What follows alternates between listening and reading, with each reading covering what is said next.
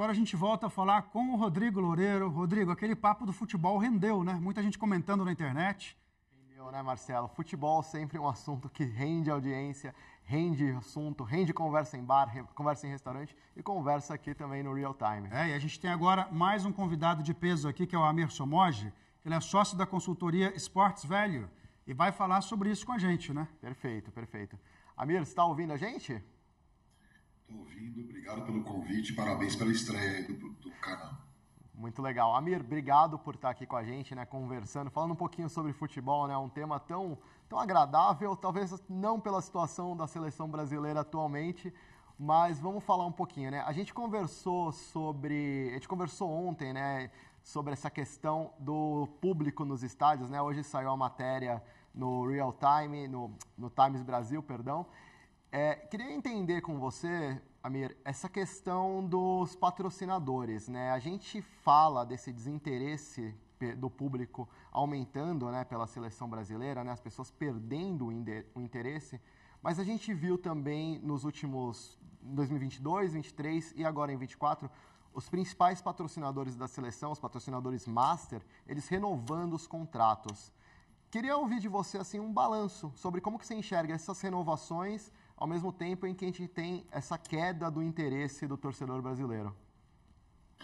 Pois é até estranho, né? Porque se nós estamos falando que as métricas hoje são data-driven, que você está olhando muito para o que está acontecendo real-time com a sua marca, não faz o menor sentido isso que você acabou de dizer, que os patrocinadores estão com uma entidade que mostra pelos dados de pesquisa com alta rejeição, e não era assim, a gente pode até aprofundar um pouco isso, e os patrocinadores colocando cada vez mais dinheiro, porque é uma propriedade importante, mas do ponto de vista de retorno, eu posso falar assim tranquilamente, porque eu tenho dados aqui comigo, o retorno dos patrocinadores da CBF é infinitamente menor do que o retorno, por exemplo, de um grande patrocinador de clube de futebol e comparativamente com outras seleções do exterior e principalmente times. Por quê? A rejeição à seleção vem sendo construída ao longo de décadas, quer dizer, o Datafolha coloca hoje que 51% dos brasileiros se demonstram desinteressados na seleção.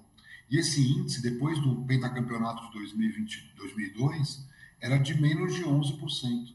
Então, quer dizer, houve um incremento muito grande no nível de rejeição, por vários motivos, a gestão da CBF é um deles, a distanciamento que a CBF tem hoje com o futebol brasileiro, os jogadores todos jogam no exterior, não tem quase jogos no Brasil, os amistosos são sempre internacionais e principalmente o resultado. O brasileiro é muito sensível ao resultado. Então, por exemplo, eu não vou torcer para uma seleção que a cada 4 anos só passa vergonha. Então, isso não era assim. O Brasil, quando ficou na fila, vamos dizer assim, de 70 a 94, 24 anos de fila, disputava com galhardia, vamos assim dizer, né, os campeonatos, né, Copa de 82, Copa de 86, depois veio 94, e desde então a gente vem construindo, até 2002, uma supremacia, vamos assim dizer, o que deu muito orgulho para os brasileiros. De 2002 em diante, foram fracassos retumbantes. Então, com hoje, a seleção brasileira valendo menos no cenário internacional, desportivamente falando, mas isso não corresponde, na minha opinião, ao que está acontecendo com os patrocinadores. Os patrocinadores não estão atentando que a cada 4 anos eles gastam milhões em ativações, tentando conectar o brasileiro com a seleção, e a seleção, por vários motivos, decepciona. Então, é um marketing negativo que acaba sendo criado, basta entrar numa rede social da CBF para ver a quantidade de xingamentos, palavras negativas. Que patrocinador que gasta 80 milhões, 50 milhões, que é isso? Vai no chat hoje de qualquer rede social que fala da CBF, é sempre negativo, e isso, na minha opinião, deveria ser revisto por parte dos patrocinadores que hoje não perceberam que estão perdendo a concorrência para os seus rivais que estão trabalhando melhor em outras frentes. Amir, deixa eu só te perguntar mais uma coisinha, antes de eu passar a bola para o Marcelo aqui. A gente falou muito sobre o preço dos ingressos.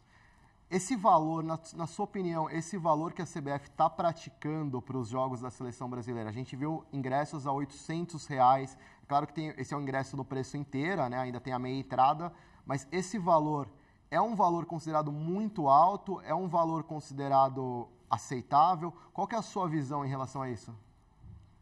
É caríssimo. A gente pensar que são jogos, né, que não tem tanta importância. Vamos dizer, o Brasil vai para a Copa do Mundo. Então, não é uma final de Libertadores, não é uma final de Copa do Brasil, comparativamente, que são grandes impactos de venda de ingresso. Então, o que a gente tem?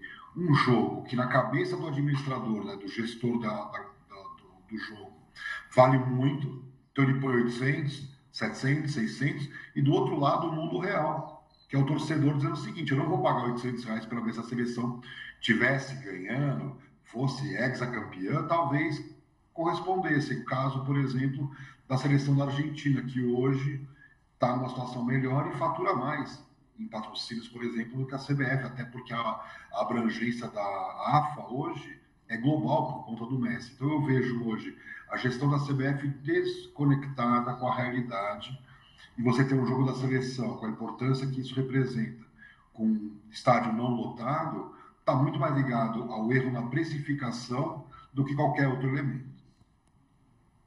Bom, eu queria saber se você enxerga uma mudança de rumo nisso. Dá para voltar o entusiasmo da população com a seleção nos próximos anos?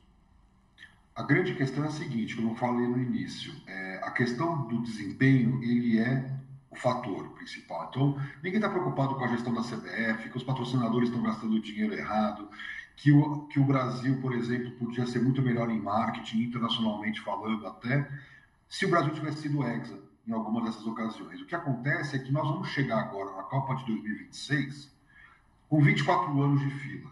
Exatamente o mesmo cenário de 70 a 94.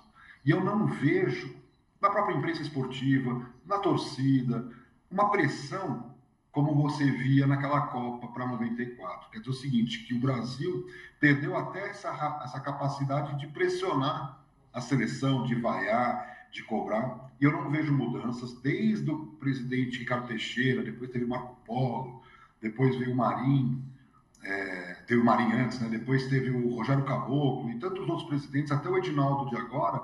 É uma continuidade de um sistema que está exaurido. As pesquisas mostram, não sou eu que estou inventando. Se você tinha um índice de rejeição 5 vezes menor, é a gestão da própria entidade que está acarretando por isso. Então eu não vejo um cenário no curto prazo de mudança. Vamos para mais uma Copa do Mundo, não seremos campeões, porque é um modelo que eu sempre brinco, é top-down. Então você vê aquela gestão mordorrenta, sem grandes iniciativas, sem criatividade, isso vai afetando até o time em campo, sem cobrança, sem pressão, sem exigência. O